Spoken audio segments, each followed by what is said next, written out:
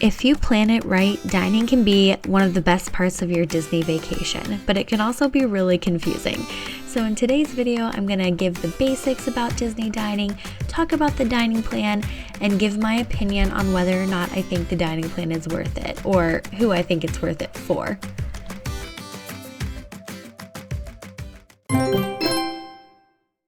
Hey guys, I'm Jessica, and this is my second channel where I share about all of the Disney knowledge that I have acquired over the years so that I can hopefully help you have the best trip possible. Now, I am local to Cedar Point and we go there often. We love to go there. But when I am going to Cedar Point, I'm not thinking to myself, I can't wait to eat all the delicious food that I'm going to eat today. I'm thinking about the rides. And that's where Disney's different. I'm thinking about the rides, but I'm also thinking about the food equally, if not more, than I'm thinking about the rides, because they have so many delicious dining options and also things that are just unique experiences. And that's why Disney's different, because everything is kind of like an experience there. It's not just a meal, it's an experience in a lot of cases. But if you're new to the whole Disney planning thing, it might be super overwhelming. They have like their own lingo for everything. There's quick service dining, table service dining, ADRs, advanced dining reservations, character dining. And on top of all of that, according to Google, there are over 200 places to eat on Disney property. And to make it even more confusing for everyone, Disney has reintroduced the Disney dining plan for the first time since 2020. So hopefully this video will clear up some of that confusion for you. Okay, so let's start at the most basic level and let's define some of those confusing terms that I talked about earlier. So a quick service restaurant is basically just a fast food. It's a place where or like short order. So you go up, you order your food and they give it to you there. That's quick service. Table service is like a sit-down restaurant where you go in, you sit down, you have your menu, you order, you wait for your food. I probably don't need to explain this anymore. You get it. For those restaurants, most of them require ADRs, which are advanced dining reservations. And you can make those up to 60 days in advance of the first day of your trip, but at that 60-day window, you can make reservations for your entire trip as long as it's not longer than 10 days. But some of the restaurants are very popular and you're going to want to try to book them as soon as you can. I'm talking like the minute that your window opens up. I believe last time I believe it was like 7 a.m. Eastern Standard Time. Don't quote me on that though, look into it. I'm not 100% sure what the time is, but if you want to eat at like Space 220 or one of the really popular places, get on your phone or your computer right the minute that those windows open, because we've been trying for 2 trips now to book Space 220 and we have been on the minute our window opened at 6 a.m. or 7 a.m. I think, and we were not able to get it. So it is important to know where you want to eat ahead of time. And if you want those popular places, be booking them ahead of time. And the way you book them you can go on your My Disney Experience app, or is that even what it's called anymore? I don't know, they keep changing the names of everything. You know, your Disney World app. Or you can go on like a computer and do it there, but you can book them right from the app or the website. So you're going to want to be making those for your table service meals. Even if it's a less popular place, I always recommend to make those dining reservations. We also have found that people will often cancel like the week of the trip. Like they'll decide they don't have enough time for that reservation, or they want to change their plans at the last minute. So a lot of times you can get like even same day reservations or a couple days ahead of time. So if you weren't able to get something that you wanted, if you keep checking like while you're there on your trip, you never know, something could open up. Okay, so that was kind of a tangent, but the last thing you need to know about is your character dining options. So that's like a table service restaurant where you can meet the characters. That doesn't mean that the characters sit down and eat with you. I was listening to this podcast the other day and some woman was saying she was at Garden Grill in Epcot, and when she got there, this man was like yelling and complaining to the cast members there that they thought that they were going to be able to sit down and eat their entire meal with Mickey. No, that's not quite how it works. There's usually 4 or 5 characters, and they just make their way around to the tables throughout your meal. They'll come to your table and you can give them hugs and take pictures and interact with them for a couple of minutes, and then they'll move on. So definitely they're not sitting there at your table with you. I don't think many people think that, but you know, just in case. That man obviously did. I thought that was funny. But yeah, so even at those buffet restaurants too, you have to time everything so that you're not away from your table when a character comes. So it's kind of can get tricky, but you can always let a cast member know if like Mickey passed your table. Just let them know and they'll make sure Mickey comes back to meet your family. So anyway, character dining, another important thing to know about in Disney World. Okay, so now that hopefully the basics are covered, I wanted to talk a little bit about the dining plan. And I am going to go ahead and get right on the Disney website so that I'm not misspeaking about anything. So I'm gonna grab my iPad. Okay, so the Disney dining plan is basically just a way to prepay for your meals before you go to Disney World. And then once you get there, you get a certain number of meals and snacks for, well, no, not for free, that you've already paid for, that are prepaid and you don't have to think about paying for them. I almost said they're free, definitely not free. And in fact, we'll find out as I go that a lot of times the dining plan can actually be more expensive than it would have been if you hadn't done the dining plan. So there are 2 different dining plans currently available. There's the quick service dining plan, and there's just like, let me see, what is it actually called? I just want to call it the regular dining plan. I've got the website pulled up here. Yeah, the other one's just called the Disney dining plan. That's kind of the normal one. And then there's also the Disney quick service dining plan. So I will talk about just the Disney dining plan, the regular one first. We went in 2018, and that was the only year that we did the dining plan. And this is the plan that we had. Although things were a little different, there were a few rules that are different then versus now, because during 2020 when all that happened and the parks closed, the dining plan has not come back until January of this year, so it's kind of new still.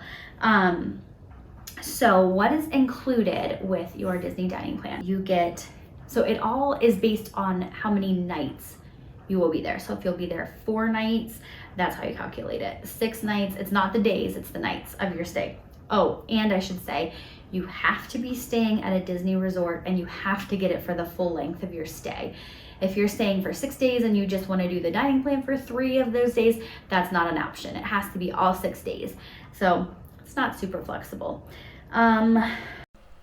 I am cutting in here because a little bit of my video got lost where I talked about the dining plan.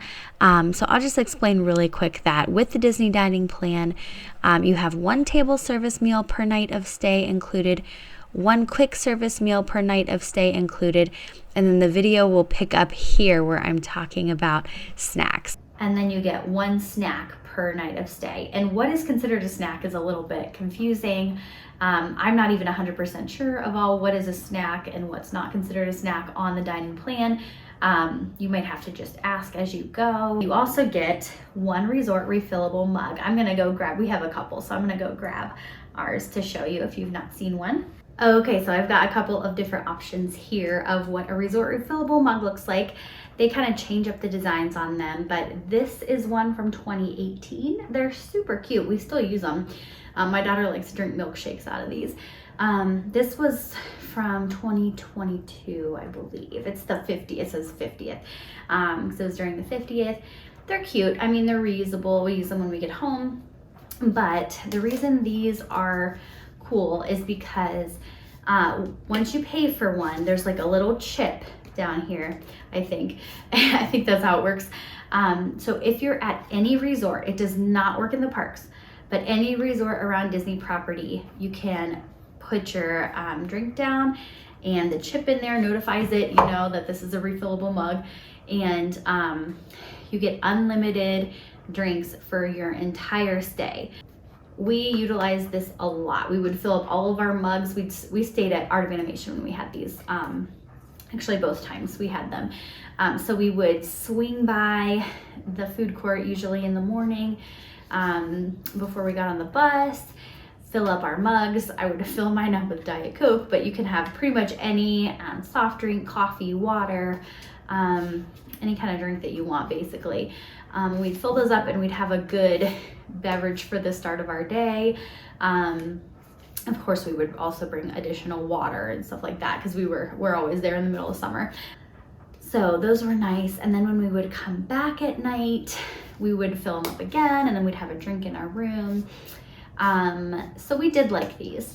We ended up using them a lot more than I thought we would. And if we had like a pool day or something, it was really nice because the pool is like right outside of the food court at Art of Animation. So we could just run in, fill up our drinks, come back out and swim. So really like these. These are a nice part of the Disney dining plan. Okay, and then just to get a little bit more specific, I'm going to look back at the website again just to make sure I'm saying everything correct. But beverages are included with each meal. So that counts as a meal or as part of your meal. You don't have to pay extra for a beverage.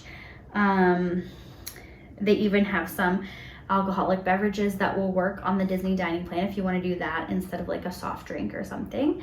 Oh, and there are signature dining restaurants, just to name a few: California Grill, Cinderella's Royal Table, Le Cellier and Epcot. And there's, I think, Tiffin's and Animal Kingdom. There's tons of them. You can look on the website and see. But those ones are your more expensive restaurants. They're more fine dining. So those are worth 2 table service credits. So you got to be thinking about that too, just to make it more difficult. What else?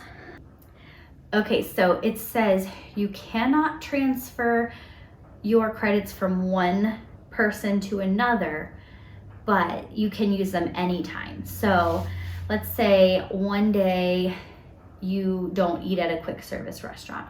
Well, then the next day you could use 2 quick service credits. You could eat like,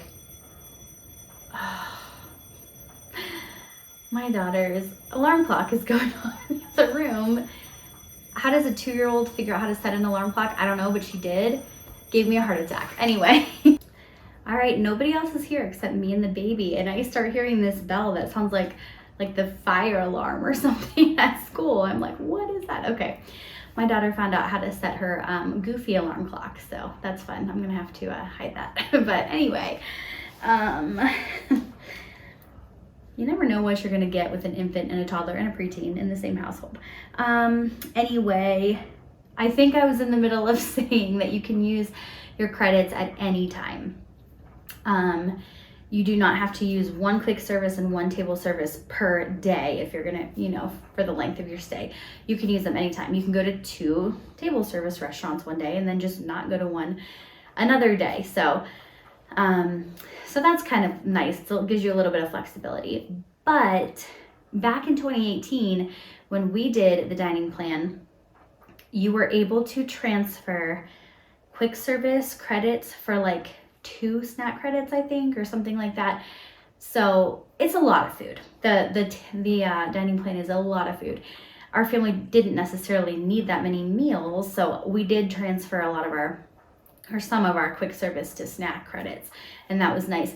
But that is no longer an option, sadly. So they're being strict about quick service only works as quick service.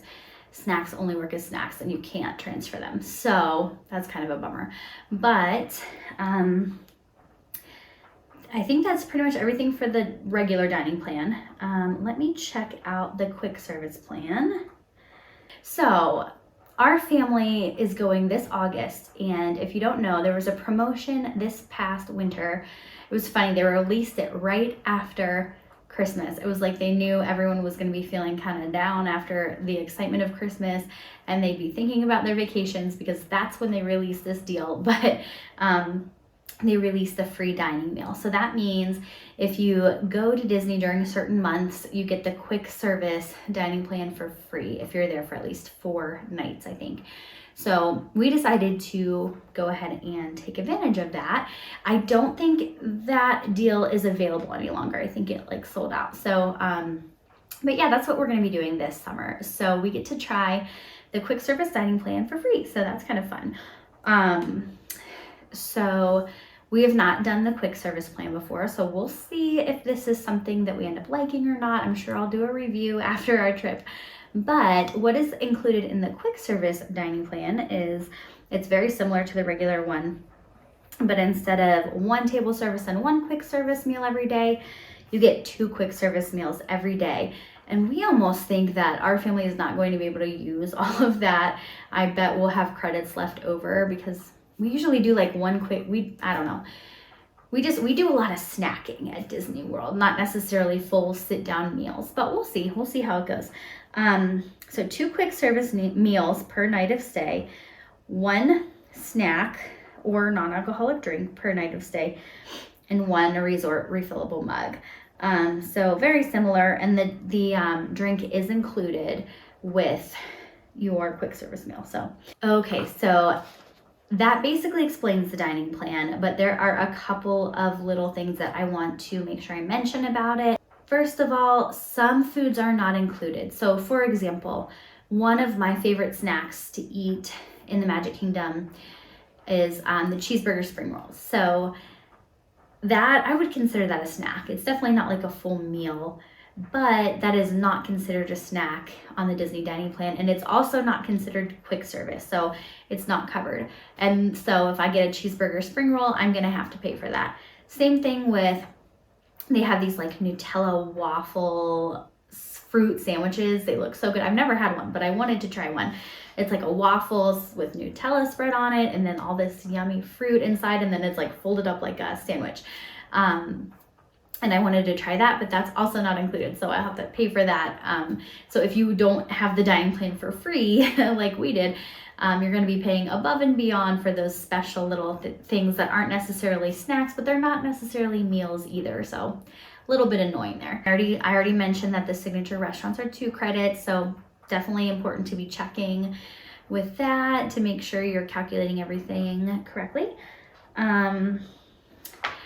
One thing to think about, it is a lot of food, and I know I already mentioned this, but if you love to eat and your family has a big appetite, then it might be good for you for the Disney dining plan. But I know I've heard a lot of people say like it was just too much food for them. They had all credits left over. And you can buy things at the bakery, like little Reese peanut butter, not Reese's, what am I trying to say? Little Rice Krispie treats and things like that you can like pack with you and bring home. But you just kind of feel like you have so many credits and there's not enough food during your trip to use all your credits. So that can be kind of a con about the dining plan. It also is a big time commitment if you're going to do the regular table service or the regular dining plan, because that's 1 table service meal per night of stay. And a table service meal, it's usually at least an hour that you're taking out of your day. Sometimes we like that because your feet need a break. You need a break from the heat if you're there in the summertime. So sometimes that's good. But if you want to be like go, go, go, you might not want to take that much time each day to sit down and eat a big meal. All right, so that was a lot of info. I know if you're new to this, you're probably like overwhelmed by everything. But I feel like the biggest question that everyone asks is the dining plan worth it? And of course, there's not a straightforward yes or no answer to that question. I think it all depends on your family's priorities. So I'm gonna real quick go through who I think the Disney dining plan is right for. Not necessarily who even, it's like what circumstances it's right for. Okay, so I have a couple of questions that I think if you answer those questions, it will give you a good idea of whether the dining plan is for you and your trip or not. The first question is probably the most obvious one, and that is your number 1 priority to save money? If the answer to that is yes, then I would say do not do the dining plan. It sounds like it should save you money, but it really doesn't. There are ways to do Disney dining much cheaper than what you're going to pay for the dining plan. So you can kind of price it out and see what it's gonna cost for your family too before you decide whether or not you wanna buy it. On the website you can do that. But anyway, you can, if you want to save money on your meals, it's still gonna be expensive, but you can save money by sharing meals. When we are a family of 5 now, but when we're a family of 3 and my daughter was like 4 years old, we would get like, a breakfast of like Mickey waffles, sausage and eggs. and the three of us would split it and it would be enough for all three of us. So you can share meals. If probably depends on where you're getting your meals. You probably don't want to do that at like the more fancy restaurants, but yeah, you could do that. You can just do quick service and not do table service, and that would be cheaper. You can just bring food from outside the parks. You can do like a grocery delivery to your room and bring some of that food to the parks with you. You're allowed to bring outside food, and then that way you can be snacking and you won't need to buy as much food at the parks. All those things are going to save you a lot more money than the Disney dining plan. When we went in 2018, I did some math, and I think, and we had eaten a lot of food on the dining plan, but I think we determined it was not cheaper than what we would have paid out of pocket. But that doesn't mean to write it off completely. I do think there are circumstances in which the dining plan is worth it. Maybe not financially, but in other ways, and I'll get to those in a minute. Okay, so if the question to number one is no, that saving money is not necessarily your biggest priority, then the second question I would ask is dining a big deal to you? Is it like part of your reason for going to Disney World? Do you want to try out a bunch of the different restaurants? Is that going to be a high priority on your vacation? If the answer is no, if you want to do more of the rides and the experiences and be on the go a lot more, then I would say the dining plan's probably not for you either. But if your answer to that is yes, then it might be for you. And then the last question I have is, do you want to really indulge in your meals? Do you want to have that all-inclusive feel? Do you want everything to be prepaid before you leave? And then when you get there, you don't have to be stressed out about prices, because I know when I'm there, I'm like looking at the prices of everything, adding it up in my head, having a mini panic attack every time I think about it. Sometimes it's nice not to have that, you know? It's nice to just be like, okay, I paid this much, it's already paid for, and then now I get to enjoy the food. So if that's the experience that you're going for, I would say it's a great idea for you. I hear a lot of people put down the dining plan, but we really liked it when we did it. I would say it's definitely not an every trip thing for us, but we love to try out all the different restaurants and the different snacks and things like that. So having it that one time was just a fun experience that one time. I mean, I'm sure we'll probably do it again too. And this trip we'll get to experience the quick service one. But it's more about that experience, if that's the kind of trip that you want to have, than it is about saving money. It is going to be a little bit more expensive, unless you're someone that was going to eat lobster and steak at every meal and go to those really expensive restaurants. If you were going to do that, then this might save you money. But we're not typically like that. So it was probably more expensive, but we got more food. We were able to try a different restaurant every day of our trip, and that was fun for us. That was part of the experience. So I would say, don't write it off completely. It depends on what you want out of your trip. Okay, we will continue this later. So I recorded an entire second half of this video with all of my best recommendations for places to eat around Disney World, but I realized this one is already almost 25 minutes long, and I didn't want this video to be like an hour long. So next week I will be sharing part 2 of this video series, where I'll share my best food recommendations around Disney World. So stay tuned for that, and make sure you subscribe if you're interested in some tips and tricks for going to Disney World, and also a lot of vlogs. Thank you guys so much for watching, and I hope this helps you have the best Disney trip possible.